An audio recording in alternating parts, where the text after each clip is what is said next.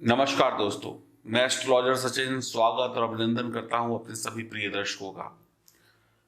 एक सच्ची जानकारी के साथ मैं फिर उपस्थित हूं। ये जानकारी थोड़ी सी आपको ऐसी लगेगी जैसे हम किसी अशुभ चीज के बारे में बात कर रहे हैं। अब जीवन में कष्ट तो आएंगे, जीवन में ग्रह हमेशा अच्छे फल तो नहीं दे पाएंगे, कभी वो बुरे भी होते हैं। जैसे रात है तो सवेरा है, प्यार है तो तकरार भी है, नजदीकियां हैं तो दूरी भी है, अच्छा है तो खराब भी है। तो जून 2021 महीने की शुरुआत में बन रहा है सूर्य और राहु का ग्रहण दोष। अब ग्रहण से तो आप सभी लोग परिचित हैं। सूर्य जब राहु के साथ होंगे, यानी दोनों एक साथ एक ही जगह पर, एक ही भाव में, एक ही राशि में बैठे होंगे, तब ग्रहण दोष का निर्माण होगा। राहु जब सूर्य के साथ ग्रहण दोष बनाते हैं तो ज्यादा घातक होता है, ज्यादा परेशानी देने वाला होता है। क्यों? क्योंकि देखिए, राहु जो है वो धड़ है, यानी ऊपर का हिस्सा, मुंह का हिस्सा, और केतु जो है वो पूंछ है। राहु जो है वो ज्यादा खतरनाक है क्योंकि सांप सांप की संज्ञा दी गई है, स्नेक की संज्ञा दी गई है राहु और केतु को, और ग्रहण भी राहु और केतु ही लगाते हैं। तो जो सांप का मुंह होता है वहां पर जहर होता है, पूंछ में जहर नहीं होता है। तो जहां पर जहर होता है, अगर सांप काटेगा तो मुंह से काटेगा, तो हमारे जीवन में तकलीफ ज्यादा होगी, यानी उसका विष फैलेगा। और राहु जो है वो शनि के अनुसार कई बार फल दे देता है। तो राहु का जहर जब हमारी जिंदगी में फैलता है तो तकलीफ होती है। अब सूर्य क्या है? पराक्रम है, जोश है, एनर्जी है, ताकत है। अब अगर किसी इंसान की एनर्जी, जोश, ताकत, सही सोच, इस पर ही ताला लग जाए तो उसकी सफलता पर भी ताला लग जाता है। राहु का प्रभाव कहें या राहु का फल कहें, वो विषैला होता है। और जून का महीना कहीं इस विषैलेपन के कारण खराब ना हो, इसलिए मैं आपको थोड़ा सा सावधान कर रहा हूं और वक्त से पहले जानकारी दे रहा हूं। और सूर्य और राहु का ग्रहण दोष कहीं हमारे काम काज, कहीं हमारी पारिवारिक जीवन, कहीं हमारे बच्चों की जिंदगी या हमारी शिक्षा पर बुरा असर न डाले, उससे बचने के लिए हमें क्या उपाय करने होंगे, ये सब जानकारी आपको इस वीडियो में मिलेगी। ये वीडियो आपको बचा सकता है, वक्त से पहले आप सावधान हो जाइए। अब अच्छा होगा या बुरा होगा ये तो ईश्वर जानता है, लेकिन हमें जून के महीने में कुछ बुरा दिखा तो हमारा फर्ज था आपको सही जानकारी देना। ये जानकारी चंद्र राशि और नाम राशि पर आधारित होगी। अब आप अपनी राशि के बारे में जानिए कि आपको क्या सावधानी रखनी है। तो आइए शुभारंभ करते हैं। बात करते हैं वृषभ राशि के जातक जातिकाओं की। लग्न में सूर्य और राहु का एक साथ होना, अब क्या होगा? ये तो लग्न में ही आ गए। तो आइए जानते हैं कि आपको घबराना है कि नहीं घबराना है।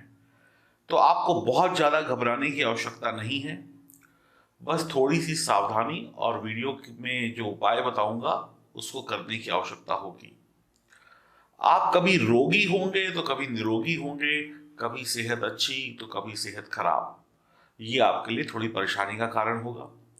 आपके पास धन की कमी नहीं होगी, जो भी काम धंधा करते हैं आप, पैसा आएगा, जितना कमा रहे थे वैसे ही कमाते रहेंगे।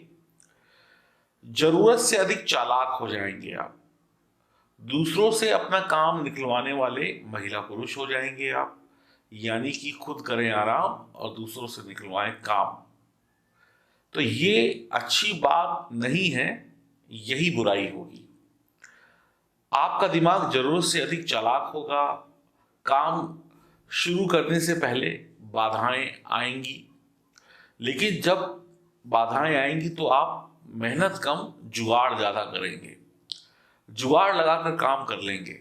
इसकी टोपी उसके सर, अपना काम बनता, बाकी मुझे किसी चीज की फिक्र नहीं है।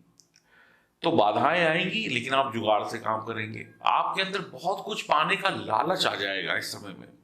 मैं ये भी पालूं, मैं ये भी पालूं, मैं वो भी कर लूं। अधिक लालच के कारण आप उल्टा सीधा काम करना भी शुरू कर सकते हैं या कर सकती हैं।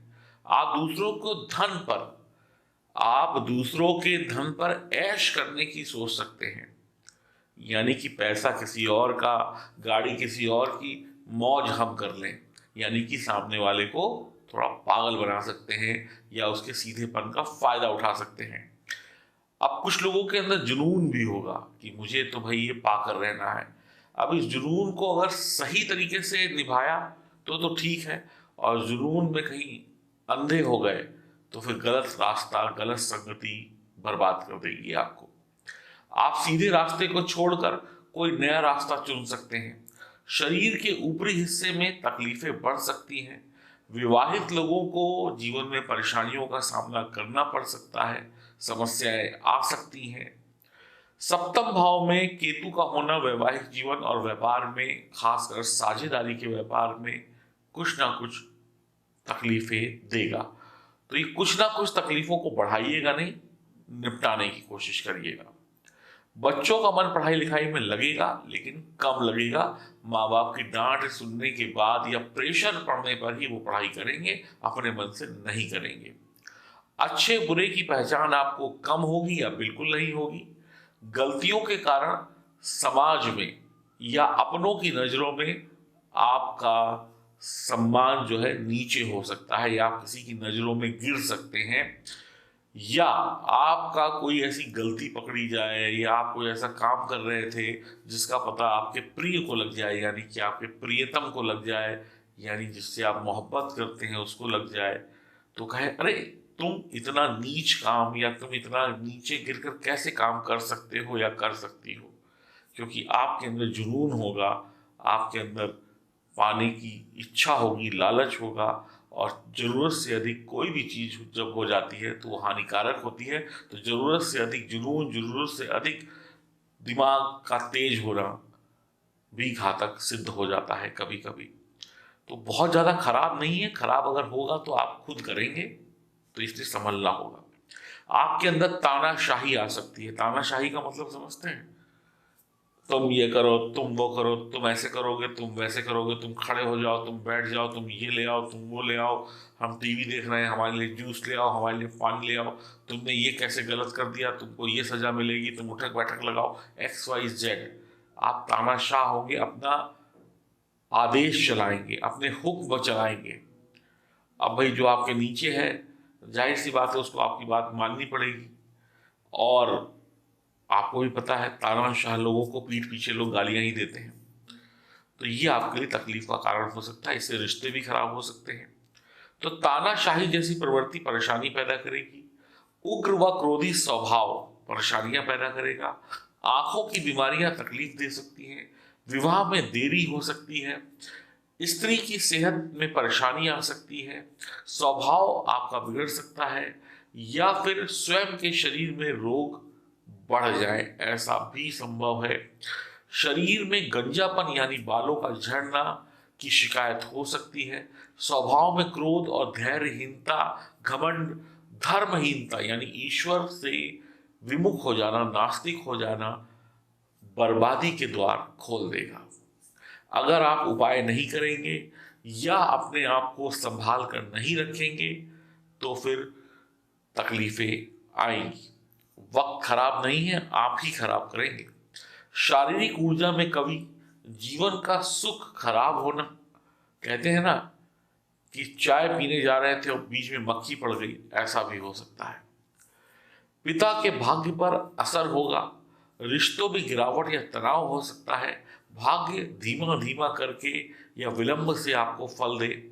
तो ये सब तकलीफें ना हो, इसके लिए सजग रहना होगा, गलतियां नहीं करनी होगी। मैंने पहले ही आपको कहा पैसा आ जाएगा, लेकिन आप रिश्तों में या फिर कुछ ऐसा करके घर में या अपने बॉस के सामने, अपने सहकर्मियों के सामने, अपनी संतान के सामने, या कोई भी आपका अपना है उसके सामने नजरों से गिर सकते हैं। तो ऐसी गलतियां मत करिएगा। तो चरित्र को बढ़िया बनाकर रखना है। सूर्य को गुड़ मिश्रित जल प्रतिदिन चढ़ाएं तो बढ़िया रहेगा। घर में धूप बत्ती अगरबत्ती या किसी भी प्रकार का धुआं बिल्कुल ना करें। संभव हो तो मूली का दान करना आपके लिए अच्छा होगा। आप लोग योजनाएं खूब बनाएंगे, बड़ी बड़ी योजनाएं बनाएंगे, सब लोगों को बिठा देंगे, तुम भी आओ, देखो मैंने ये सोचा, मैं ऐसे कर दूंगा, मैं वैसे कर दूंगी, फला कर देंगे, ये कर देंगे। लेकिन वो योजनाएं कहानी बनकर उड़ जाएगा। कल कोई आपसे पूछेगा कि भाई उस योजना का क्या हुआ, कल जो सुनाई थी, तो आप कहेंगे कौन सी योजना, अच्छा वो वाली, कर रहे हैं, काम कर रहे हैं, लेकिन आप खुद ही भूल चुके होंगे। यानी ख्याली पुलाव भी पक जाएंगे। ना चावल होगा, ना मटर होगा, ना पनीर होगा, ना आलू होगा, ना प्याज होगा, ना पानी होगा, ना प्रेशर कुकर होगा, ना गैस होगी। बस सपनों में चावल आ भी गए, सब्जियां डल भी गई और पुलाव पक भी गया और सबने खा भी लिया। ऐसा भी आपके साथ हो सकता है। तो सपनों की दुनिया से बाहर निकलिए, जागिए। तो वृषभ राशि वालों के लिए सूर्य और राहु का एक साथ होना खतरनाक तो है, लेकिन खतरनाक में भी कहीं ना कहीं लाभ छुपा हुआ है। ध्यान रखिएगा। आपकी जन्म कुंडली में ग्रहों की स्थिति खराब होती है तो फिर तकलीफें बढ़ना स्वाभाविक है। उसके लिए जन्म कुंडली की विवेचना कराएं। दिए गए नंबरों पर संपर्क आप कर सकते हैं और अपने आप को सुरक्षित हमेशा के लिए कर सकते हैं। नमस्कार। आप सभी का ये आने वाला वक्त मंगलकारी हो, मुसीबतों से आप बचें और मुस्कुराते रहें।